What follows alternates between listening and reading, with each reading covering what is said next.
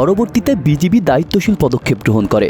ক্ষমা প্রার্থনার পর যথাযথ প্রক্রিয়া অনুসরণ করে আটক 2 বিএসএফ সদস্যকে তাদের নিজ বাহিনীর কাছে হস্তান্তর করা হয়। জুলকারনাইন শায়ের তার পোস্টে লিখেছেন, সাধারণ জনতা ও বিজিবি সদস্যরা এভাবেই অস্ত্রসহ ধরে ফেলে 2 বিএসএফ জওয়ানকে। পরবর্তীতে ক্ষমা প্রার্থনা করায় যথাযথ প্রক্রিয়া অনুসরণ করে তাদের বিএসএফ কর্তৃপক্ষের কাছে হস্তান্তর করা হয়। সাবাস বর্ডার গার্ড বাংলাদেশ।